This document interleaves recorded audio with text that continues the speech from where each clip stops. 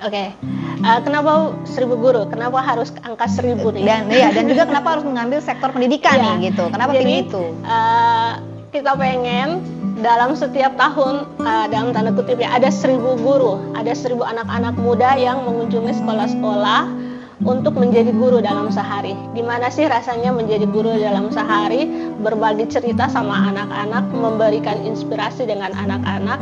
Komunitas Sastra Dusun Flow Bamora itu dideklarasikan pada tanggal 19 Februari 2011 di Seminari Tinggi Santo Mikael Penfui. Kita buat komunitas sastra Dusun Flow Bamora. Dari situlah kemudian berkembang kami tahun 2012 itu ada menyelenggarakan dan menerbitkan jurnal Sastra Santarang.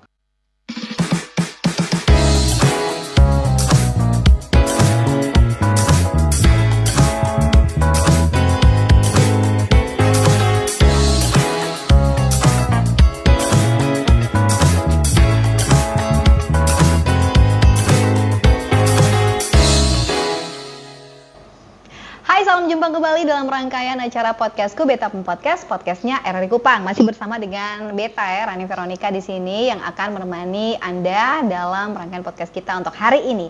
Edisi kali ini spesial juga karena Ketong akan ngomong tentang sesuatu hal yang kalau mau dibilang mungkin tidak menjadi sebuah sorotan begitu, tetapi ini merupakan suatu dampak yang utama dan sangat penting sekali bagi generasi penerus bangsa, yaitu gerakan literasi. Gerakan literasi dengan menggunakan pena, buku, alat tulis dan sebagainya untuk bisa membangun literasi bukan dari kota nih, tetapi ini yang spesialnya adalah dari pedalaman, dari desa-desa, melewati lembah, bukit dan lain sebagainya. Para pejuang-pejuang literasi kita yang luar biasa yang akan kita bahas pada kesempatan podcast kali ini, yaitu Saat Komunitas Menjadi Guru, kisah literasi di Nusa Tenggara Timur atau di NTT. Dan saat ini Beta sudah bersama dengan dua tamu spesial yang hadir Beta undang datang ke podcastku. Ada siapa saja? Langsung saja Beta kasih kenal ya. Yang pertama ada Romo Amanceninu PR yang merupakan komunitas Dusun Flow Bamora, dan juga ada Kakak Frida Banunaik yang merupakan anggota dari 1.000 Guru NTT. Halo Kakak berdua. Halo. Romo dan Kak Ida, apa Selamat kabar? sehat-sehat. Sehat. Ya. Waduh, luar biasa. Nah, sebelum Ketong lanjut untuk omong-omong orang bilang gitu ya, santai-santai. Kita mau tanya dulu aktivitas hari-hari ini apa duluan ya. Mungkin yang pertama Romo duluan. Aktivitas apa sekarang nih Romo? Saya guru yang kepala di SMP Katolik Santo Yosef Naikoten, lalu di Dusun Flow Bamora saya koordinator umum. Kami baru selesai Festival Sastra Santarang 2025, Festival Sastra Sabana Lontar Karang, satu event dari komunitas sastra Dusun Flow Bamora. Sudah lima kali kami adakan. Dan baru-baru ini kita Festival Sastra Santarang tahun 2025. Oh begitu, sudah 5 kali setiap tahun? Ya, hampir setiap tahun. Sejak 2015, waktu itu COVID juga kami buat. Oke. Menarik. Nanti saya coba tanya lagi itu bagaimana itu festivalnya. Kak Frida, apa aktivitasnya Kak Ida? Kalau sekarang wira swasta. Sebelumnya saya di sekolah juga, cuman bukan guru, jadi pegawai TU. Pegawai TU, sekarang berwira swasta. Tapi juga masih jadi anggota 1.000 Guru dong? Iya, masih aktif sampai masih sekarang. Aktif sampai sekarang? Mulainya dari kapan itu Kak masuk di komunitas 1.000 Gurunya? Saya masuk itu tahun 2015. Udah lama juga ya? Iya, dari 2015. Oke, luar biasa. Menarik. Nah, sekarang kita akan langsung omong tentang komunitas 1.000 Guru mengajar mengajar 1.000 guru di NTT. Ini Beta nih dengan 1.000 guru ini sudah dari kemarin. Lama sekali sebenarnya ini tentang 1.000 guru. Nah, mungkin yang pertama bisa disampaikan kepada Ketong nih ya, mungkin ke Kak Ida terlebih dahulu ya. Bagaimana sih cerita awal mula terbentuknya mengajar 1.000 guru, komunitas 1.000 guru ini di NTT secara khusus? Baik. Untuk komunitas 1.000 Guru NTT itu sebelumnya kita berdiri itu tahun 2012. Didirikan di Jakarta oleh Kak Jemi Ngadiono, founder kita. Itu awalnya karena Kak Jemi ini suka jalan-jalan.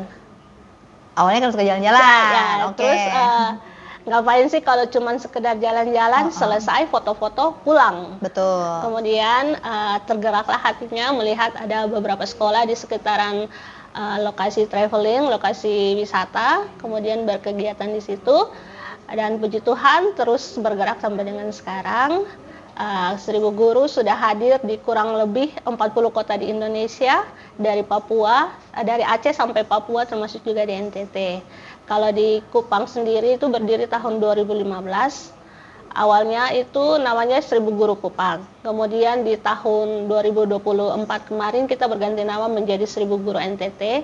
Karena tujuan kita, kalau awalnya kita cuma mengunjungi sekolah-sekolah yang seputaran daerah wilayah Pulau Timur, dengan berganti nama kita ingin juga pergi ke daerah-daerah yang lain, mengunjungi sekolah-sekolah di pulau-pulau yang lain di Provinsi NTT ini. Nah, pertanyaannya begini Kak Ida, kenapa? Keresahan apa sih yang muncul sehingga muncullah ini komunitas ini dari sisi pendidikan? Kenapa memilih dari sisi pendidikan dan kenapa kasih nama 1.000 Guru? Oke. Kenapa 1.000 guru? Kenapa harus angka 1.000 nih?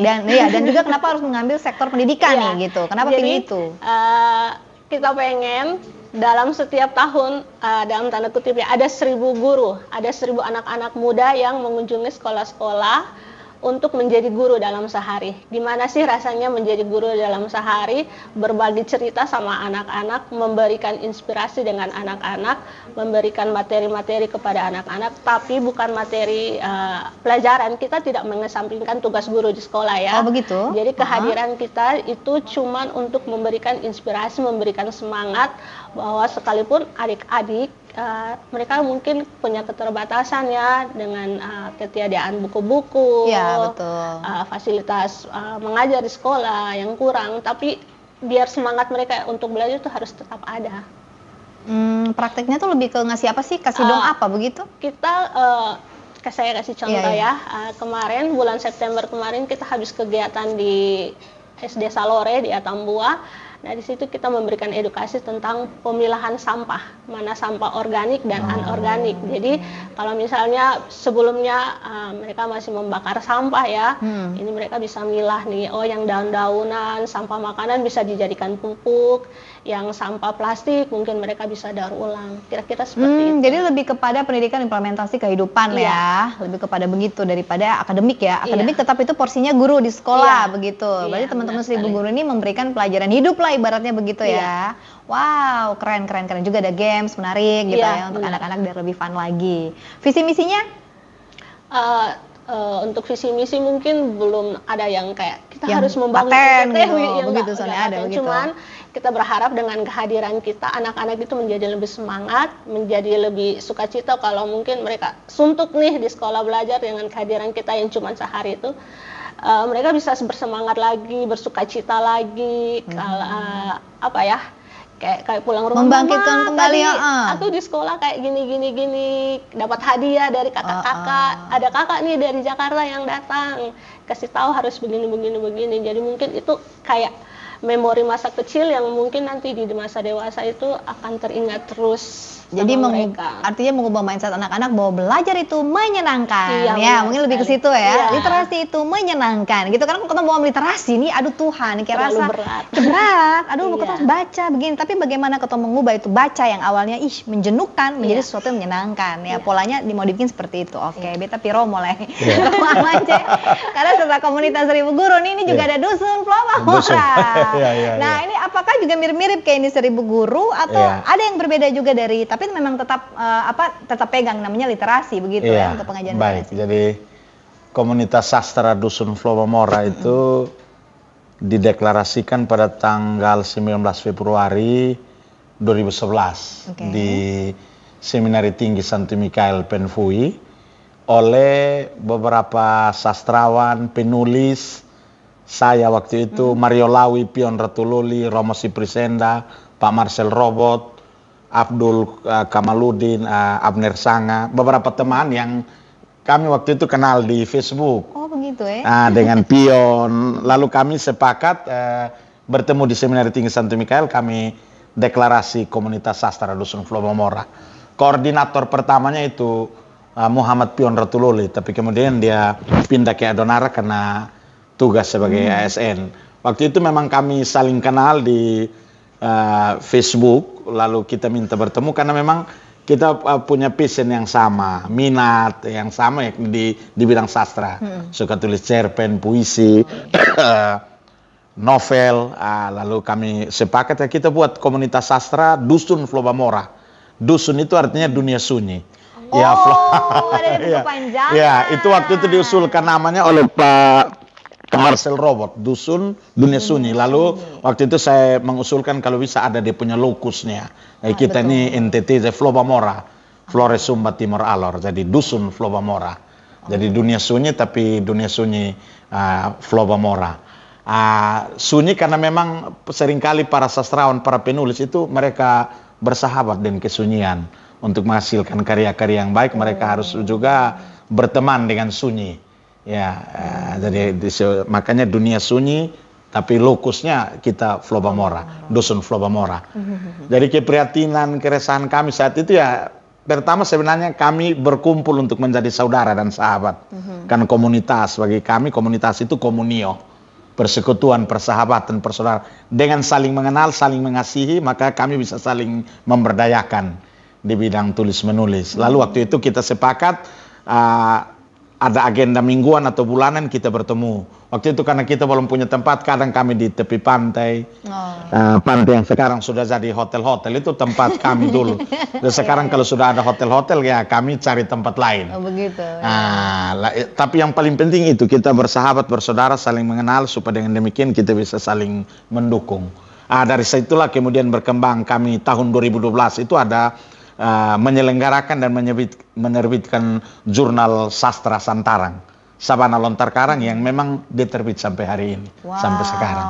Lalu kita ada penerbit, ada banyak hal lain, termasuk juga Festival Sastra Santarang yang tadi saya cerita di awal. Betul. Itu kira-kira komunitas sastra Dusun Flobamora. Ada berapa banyak orang yang di dalam ini dusun? Ada banyak. Kami memang tidak mengikat teman-teman untuk menjadi anggota tetap. Artinya bahwa siapa yang punya passion, mau bersaudara, bersahabat untuk bekerja di Dusun Flobamora teristimewa, membaca dan menulis, saling mengapresiasi, saling mengkritik ya. Kita terima dia sebagai saudara. Siapapun yang punya keinginan untuk mengembangkan komunitas itu sebagai tempat atau ruang di mana kita saling berkarya, memberi inspirasi, motivasi ya kita terima. Tapi kita punya teman di mana-mana, ya di Flores ada, kita juga ada teman di Bali, di Makassar, di Jakarta. Bukan hanya teman-teman NTT, tapi juga teman-teman lain yang biasa juga berkontribusi di Jurnal Sastra Santarang dan juga melibatkan diri dalam kegiatan tahunan kami Festival Sastra Santarang, Sabana Lontar Karang. Ya. Romo, artinya untuk sasaran utamanya ini kalau 1000 guru otomatis anak sekolah ya. Kalau dari Dusun Flobamora ini kita siapa saja yang artinya mencintai sastra sebagai jalan untuk menghadirkan diri, berefleksi, untuk anak sekolah, orang-orang muda, juga mungkin orang-orang tua yang mencintai sastra sebagai jalan untuk bagaimana mengungkapkan cerita tentang kehidupan, bercerita tentang Nusa Tenggara Timur, kami terima. Artinya kami tidak sasaran pada kelompok tertentu, tetapi di dalam karya kepenulisan dan juga event-event kami melibatkan banyak orang. Ya memang kadang juga memang terbatas karena misalnya fasilitas atau dana kami terbatas, karena memang seringkali kami juga bergerak dengan apa yang ada pada kami. Tapi semua saudara yang berkehendak baik untuk misalnya untuk menulis, membaca, saling mengapresiasi kita terima. Ya, kita melibatkan banyak orang. Jadi sasaran kami tidak pada kelompok tertentu, tapi bagi banyak orang yang punya kehendak baik, juga karya-karya yang baik untuk di jalan sastra lah begitu. Kira-kira begitu Kakak. Saya jadi teringat teman saya nih, kayaknya dia juga mungkin sudah masuk di Dusun Flobamora ya, dan Christine di sini ya. Christine kan suka banget menulis. Pokoknya kalau ada itu saya lihat Instagramnya tuh kayaknya ada sastra-sastra ya. Sastra menulis, saya juga suka menulis ya. Tapi kemudian mulai malas lagi menulis. Tapi bagus lah. Kita juga bisa gabung ya. Pokoknya selama silakan. Sama pasti bisa lah. Oke. Nah sekarang kita mau tahu dari masing-masing pandangan terkait peran literasi ini ya, peran literasi yang sangat penting tentunya kalau Kak Ida dan juga kalau Romo melihat begitu ya, peran literasi dan pendidikan dalam membangun masa depan di Nusa Tenggara Timur. Sejauh ini yang dilihat bagaimana, apakah miris kah atau justru orang juga acuh tak acuh atau seperti apa Kak Ida duluan? Sejauh yang kita temui selama ini, literasi itu kan bukan cuma sekedar kita tahu baca ya, Tahu baca, tahu tulis, bukan iya, sekedar itu doang sebenarnya, itu basic. tapi kan literasi itu cakupannya luas, termasuk salah satunya bagaimana kita memahami konteks bacaan kan. Nah, sejauh ini yang kita temui anak-anak itu masih susah dalam membaca, dalam mengenal huruf. Nah, karena mereka susah untuk membaca dan mengenal huruf, bagaimana mereka bisa memahami konteks bacaan, memahami pelajaran yang sedang kita pelajari. Jadi ya masih susah sih untuk literasi di NTT ini. Jadi harusnya seperti apa kalau Kak Ida dan teman-teman 1000 guru berpikir begitu untuk bisa apa ya, memperbaiki atau mungkin menambahkan hal yang baik untuk mereka begitu? Mungkin dari minat dulu ya, karena sejauh ini anak-anak di sekolah, orang tua bukan gimana ya, sorry. Anak-anak itu belajar cuma di sekolah. Iya, betul. Di rumah tidak lagi belajar. Jadi kayak orang tua bilang, ya sudah lu belajar di sekolah saja. Ada PR, orang tua mungkin tidak membantu karena kan mungkin orang tua bekerja di ladang, bekerja di sawah, nelayan. Jadi kurangnya peranan orang tua juga. Jadi literasi ini mungkin bukan cuma peran guru, tapi peran orang tua, peran masyarakat juga, peran pemerintah juga. Bagaimana anak-anak mau belajar kalau buku-buku pelajaran, buku-buku penunjang pelajaran juga tidak ada. Nah, itu juga ya, ketersediaan buku juga penting ya, buku pelajaran, buku bacaan secara khusus. Karena kalaupun anak itu bisa membaca, oke, dia bisa baca, tapi dia tidak bisa memahami isi konteks atau teks tersebut. Biasa kayak gitu, kayak dia bisa baca nih, contohnya Budi pergi ke pasar membeli ikan, contohnya gitu. Jadi kayak hanya membaca saja, tapi dia tidak, Budi pergi ke pasar membeli ikan. Contohnya kalau kita menggunakan intonasi bahwa kita memahami ya, oh dia pergi ke pasar, dia membeli ikan. Tapi kayak dia, oke, Budi ke pasar membeli ikan, udah selesai. Jadi memahami itu sebenarnya lebih membuat anak lebih pintar. Jadi ketika ada pertanyaan atau ada soal, dia bisa mengisi dengan pola pikirnya dia dari pemahamannya dia. Nah, ini yang masih susah nih anak-anak sekarang ya kalau kita lihat. Sependapat nggak sih Romo Punce untuk hal itu? Kalau kami melihat selalu mulai dengan harapan. Artinya bahwa ada hal yang baik, yang positif yang bisa kita buat untuk perkembangan literasi sastra di Nusa Tenggara Timur. Jadi kalau saya tidak melihat apa kata orang, apa opini orang, apa yang apa yang orang berikan kepada perkembangan literasi di NTT, saya tidak mengira, tidak ambil pusing itu, ya? Tidak peduli. Kita harus memulai membangun harapan bahwa di NTT itu banyak anak yang bisa. Negara misalnya dia harus mengkondisikan supaya ada buku-buku bacaan. Ya, misalnya dalam anggaran-anggaran itu masih kurang untuk membeli buku. Negara harus mengkondisikan supaya anak-anak itu di sekolah mereka bisa baca. Keluarga juga, keluarga menjadi pendidikan pertama juga harus berjuang. So, Bapak Ibu itu juga selain di antara belanja makan minum juga harus ada belanja literasi misalnya. Iya, betul. Di gereja, komunitas-komunitas, banyak orang-orang muda yang hebat seperti teman-teman 1000 guru. Ya, banyak komunitas literasi di NTT, komunitas seni budaya. Itu ruang sebenarnya tempat di mana anak-anak atau orang-orang muda itu menggerakkan literasi. Jadi kita tidak perlu misalnya terlalu terbeban dengan opini orang tentang misalnya, oh literasi di NTT itu miris. Menurut saya tidak miris. Saya malah optimis bahwa NTT ini memiliki kekayaan intelektual, anak-anak yang literasinya hebat, anak-anak yang bisa bersastra. Kami di komunitas sastra Dusun Flobamoro punya karya-karya yang baik. Dan kita harus memulai dari apa yang ada. Jadi misalnya kita ya, dengan pemerintah kita jangan harap terlalu tunggu pemerintah beli buku. Kita mesti mulai. Perjuangan kami di komunitas sastra Dusun Flobamora menerbitkan jurnal Sastra Santarang adalah cerita bagaimana kita memulai dengan apa yang ada. Jadi anak-anak yang menulis ya dengan biaya sendiri, menciptakan event-event.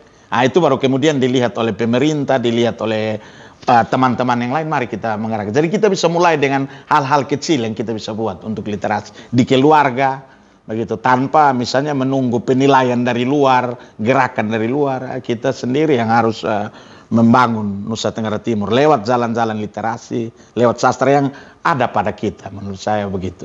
Artinya apakah Romo berpikir bahwa cerpen kemudian puisi ini bisa meningkatkan literasi di NTT? Oh, bisa sekali, sangat bisa.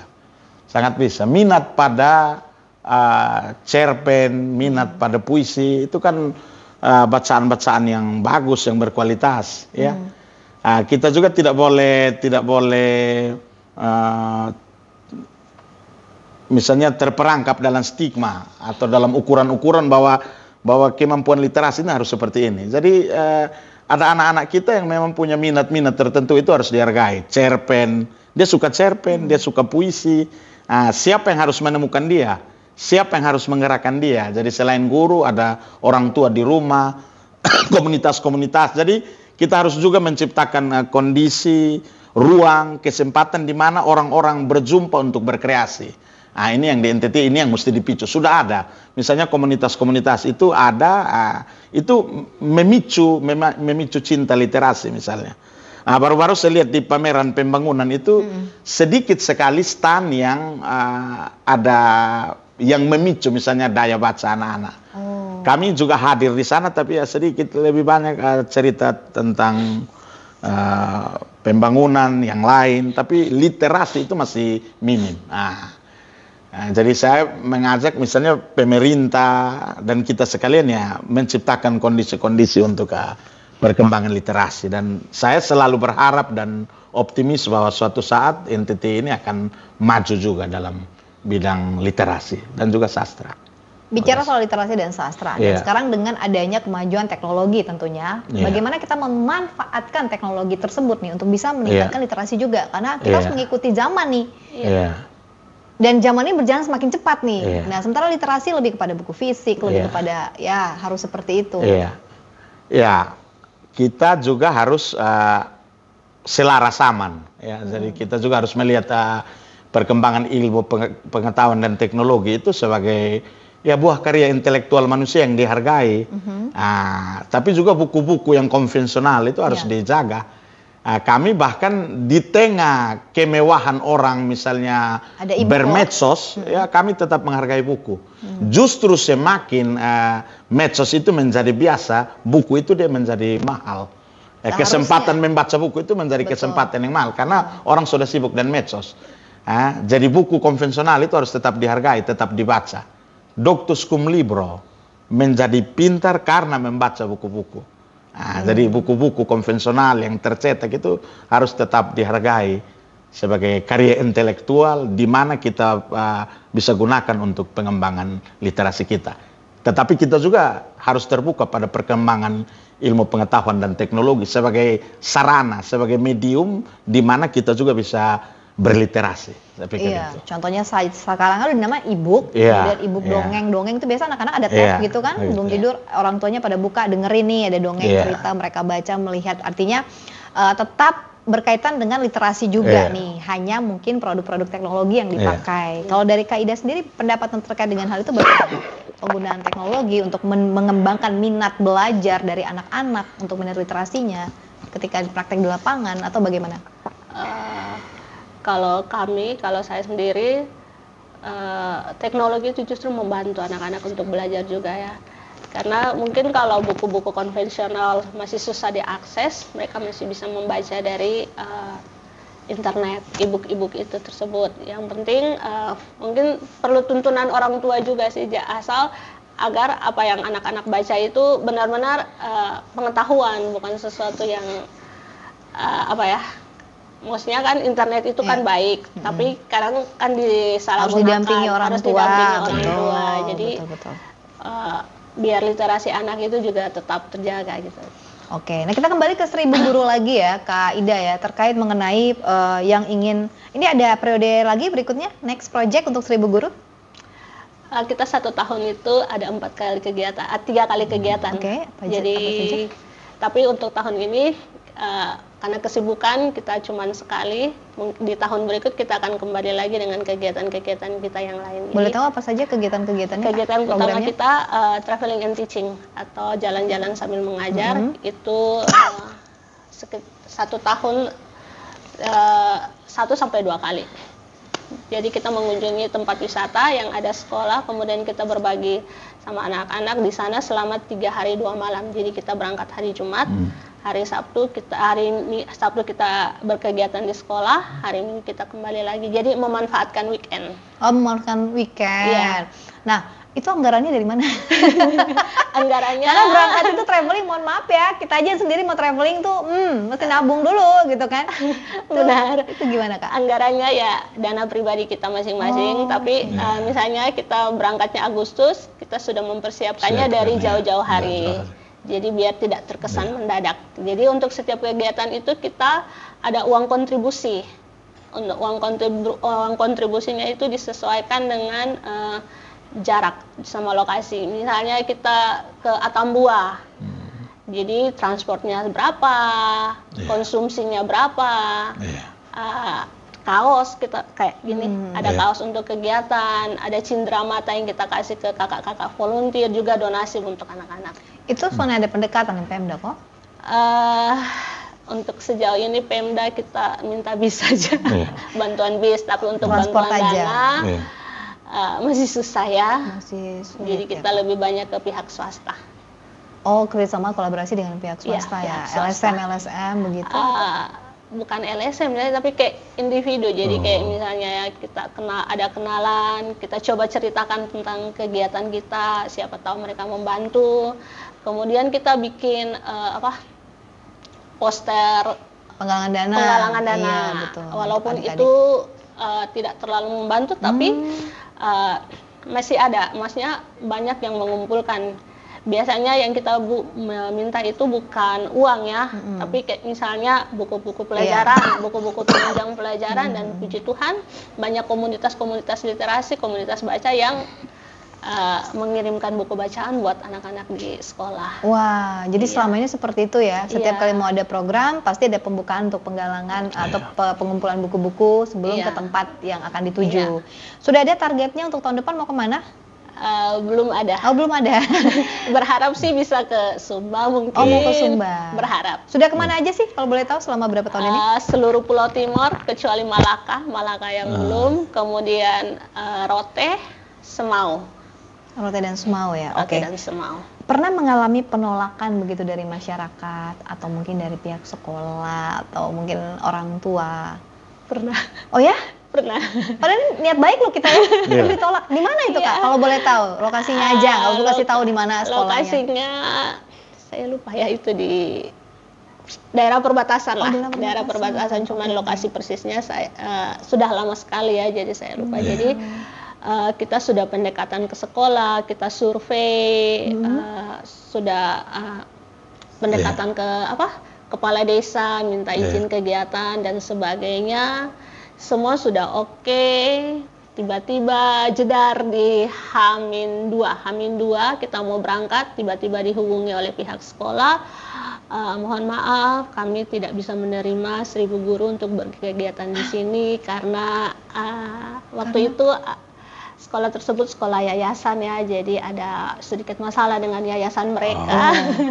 Ini kan kita datang untuk belajar, bukan mau minta apa-apa kok gitu, kita kasih gitu kan ya. Sempat berdebat waktu itu karena tujuan kita kan sebenarnya baik, ingin membantu, tapi ternyata mungkin belum jalannya kita ke sekolah tersebut. Oke, itu di desa, di pedalaman, di perbatasan ya? Sangat di pedalaman sekali. Wow, aneh ya. Mungkin dipikir datang untuk ngasih doktrin-doktrin yang gak jelas mungkin ya. Nggak tahu. Tapi aduh ini lucu juga sih kalau aku dengar ya. Di saat semua sudah disiapkan ya, donasi sudah disiapkan. Bahkan ada volunteer yang dari luar NTT sudah datang. Volunteer pada udah datang ya? Iya. Waduh, ya. Kan kita tidak pindah mungkin langsung pindah target? Iya, dalam satu malam kita langsung mencari sekolah yang lain untuk dipindah. Bagus. Dan mereka langsung menerima ya, dengan senang, sukacita, bahagia dong. Ini kan datang mau ngasih sesuatu ya, pendidikan.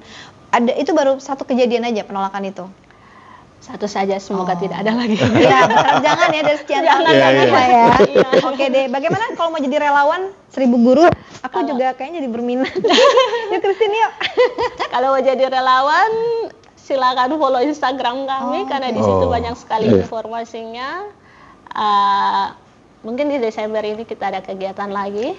Jadi kan saya tadi bilang ada 3 kali ya, baru satu disebutkan traveling and teaching, kemudian ada teaching and giving. Teaching and giving itu kegiatan keagamaan sama anak-anak, biasanya di masjid, di bulan puasa, buka puasa bersama, kemudian di Natal bersama dengan anak-anak di sekolah. Jadi mungkin Desember ini kita biasanya buka volunteer di Instagram. Silakan daftar di link yang disediakan. Oke, di bawah ini ya. Nanti jangan lupa ya untuk daftar. Dan yang pasti siap membayar. Ya, harus siap dong ya. Kita juga harus siap. Soalnya apa yang mau kita kasih gitu kan ya. Jadi nanti di Instagramnya 1000 Guru. 1000 Guru NTT, @1000_guru_NTT. Oke, itu dia. Jadi langsung aja daftarkan bagi yang jadi volunteer, nanti ada Natal bersama, kegiatannya di bulan Desember. Iya. Oke, kita ke Romo lagi. Iya. Romo, kegiatan rutinnya hanya itu aja? Iya, kami Festival?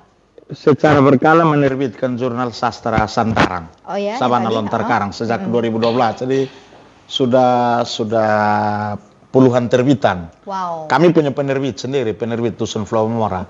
Oh. Dari komunitas sastra Dusun Flow Mamora, jurnalnya Jurnal Sastra Santarang, Sabana Lontar Karang, festivalnya Festival Sastra Santarang. Oke. Jadi secara berkala kita terbitkan Jurnal Sastra Santarang, terus kita ada lini penerbit yang mencetak, mengedit dan mencetak, menerbitkan buku karya teman-teman dan karya-karya teman yang lain di luar komunitas yang mempercayakan karya mereka dicetak dan diterbitkan di Dusun Flow Mamora. Kita sudah punya sekitar 50-an buku yang dicetak sejak lini penerbit ini hidup dari 2017, 2018. Setelah kami mulai ada badan hukum, mulai ada penerbit ya, sampai penyelenggaraan Festival Sastra Santarang 2025 di mana kami berkesempatan mendiskusikan buku karya teman-teman. Itu kami sudah punya puluhan buku. Jadi selain Jurnal Sastra Santarang ada penerbit yang mencetak dan menerbitkan buku-buku karya teman-teman. Dan juga kami ada diskusi, ada kelas-kelas menulis. Yang anggotanya itu teman-teman kami atau ada teman-teman yang mau bergabung. Boleh juga. Ya, boleh bergabung ya, misalnya bagaimana menulis cerpen yang baik, puisi yang baik dengan teman kami yang ada mentornya. Oh, itu. Misalnya biasa kami kalau puisi itu ada Mario Lawi ya. Dus Obe, dulu kami dengan teman kami Mas Abu, tapi Mas Abu ini sudah pindah ke Tangerang. Sekarang dengan teman-teman Sadam, ya, Dus, ada teman-teman perempuan itu, Ete, ya, mereka biasa berbagi di kelas menulis, tapi biasanya ada mentor. Ada mentor ya? Ya, ada diskusi, ada apresiasi, ada kritik. Kelas menulis ini siapapun bisa ikut? Bisa ikut. Jadi artinya ini tidak fokus ke, artinya gini, siapapun bisa ikut, kita hanya kasih saja undangan, linknya kalau mau bergabung. Kami berarti biasa mengumumkannya, kita ada Instagram juga. Ada Instagram, ada Facebook, ya, ada WA group. Jadi bisa mengajak teman-teman yang lain yang mau ikut. Biasanya beberapa teman, jadi ya tidak banyak. Yang penting orang yang mau dan punya kemauan untuk maju. Kalau Romo bilang tidak banyak, ini menunjukkan bahwa minat orang untuk ini literasi ini kayak sangat sedikit sekali, begitu kan? Tidak untuk kemungkinan anak sekolah juga bisa bergabung ya sebenarnya. Ya, kita tidak buka kelas-kelas yang massal. Jadi memang betul teman-teman yang datang itu memang memang yang punya kemauan dan kemampuan untuk kita godok. Tapi kami juga terlibat juga di sekolah-sekolah. Kami bahkan membagi Jurnal Sastra Santarang secara gratis ke sekolah-sekolah, membagi karya-karya kami juga lewat yang versi online-nya ke teman-teman. Ya, baru-baru Festival Sastra Santarang kita mengundang sekolah-sekolah.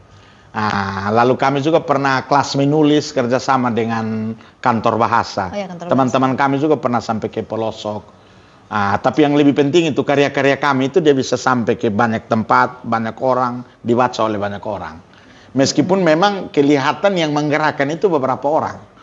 Jadi memang untuk menggerakkan sastra itu memang butuh 1-2 orang yang memang kunci penggerak. Tetapi dampaknya itu yang harus memang untuk banyak orang. Begitu. Kelas menulis kami memang non multa sed multum lah. Kualitas bukan kuantitas. Jadi sedikit teman-teman yang datang itu diundang, dipersiapkan.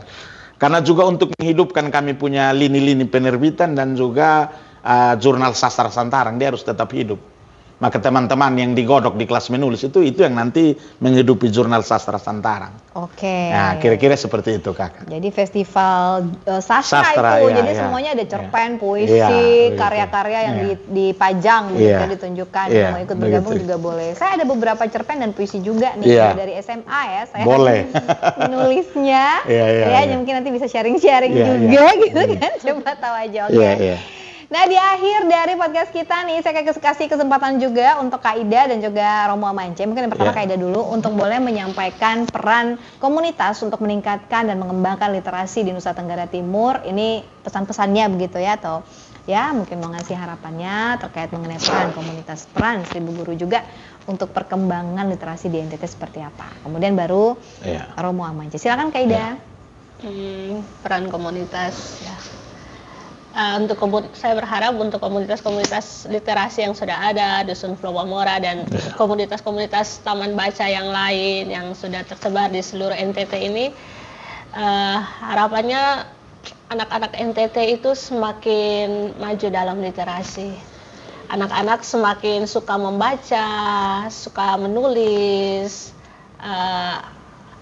anak-anak semakin maju dalam pendidikannya ya. Betul. Kalau dari saya ya, mungkin kita merasa kita yang komunitas ini apa sih yang bisa kita buat?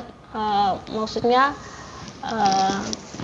kok yang saya lakukan, yang kita lakukan ini sepertinya tidak ada gunanya sama sekali. Tapi percaya bahwa buahnya pasti akan kita petik di suatu hari nanti. Mungkin bukan sekarang, tapi 2045. Ya, Indonesia Mas ya, kita nggak tahu ya. Tapi kan ini adalah basic atau fondasi yang sudah kita bangun buat anak-anak kita untuk 2045 di Indonesia Mas. Romo? Iya, baik. Kalau saya berharap kita sekalian, saudara, sahabat, teman-teman di komunitas sastra, literasi, budaya, seni, mari kita menggerakkan sastra dan literasi, juga karya-karya kebudayaan yang baik, yang positif, yang memberi harapan, dan juga bersahabat, bersaudara dengan banyak orang, supaya mengajak banyak saudara dan sahabat untuk menggerakkan perubahan-perubahan, meskipun perubahan-perubahan itu kecil, ya, dengan membaca, dengan menulis, mengajak adik-adik, anak-anak kita di mana saja, di kota-kota, di pelosok-pelosok, supaya mencintai literasi, mencintai sastra, mencintai juga kebudayaan-kebudayaan yang ada di Nusa Tenggara Timur sebagai jalan untuk maju, untuk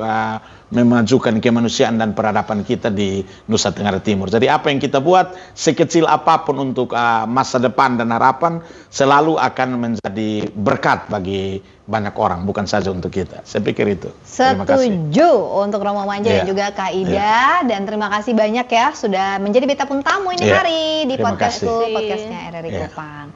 Dan sekali lagi beta ucapkan terima kasih kepada Romo Amance Nino PR dari komunitas Dusun Flow Bamora, dan juga ada Kak Frida Banunaek dari komunitas 1000 Guru NTT. Saya menantikan proyek-proyek berikutnya. Kalau bisa nanti kami akan hadir juga untuk meliput ya. Siapa tahu aja bisa kita naikkan ya di berita online ya. Dan akhirnya harapan yang disampaikan oleh Romo dan juga Kak Ida merupakan harapan kita bersama ya. Bagaimana literasi ini makin diperkuat untuk anak-anak kita, karena mereka generasi penerus bangsa nih. Kalau sampai mereka akhirnya harus mundur lagi ke belakang terkait dengan literasi, apa jadinya NTT, apa jadinya Indonesia ini? Karena itu penting sekali untuk kita orang tua juga ikut bertanggung jawab atas literasi dari anak-anak kita. Jadi jangan acuh tak acuh, jangan tidak peduli, tetapi mari kita bersama-sama bergandengan tangan, baik guru, orang tua maupun komunitas-komunitas literasi yang begitu banyak yang ada di NTT ini, untuk bersatu mengembangkan literasi di Nusa Tenggara Timur untuk menuju Indonesia Mas 2045 mendatang. Sampai jumpa di podcast berikutnya dan bye-bye. Terima kasih.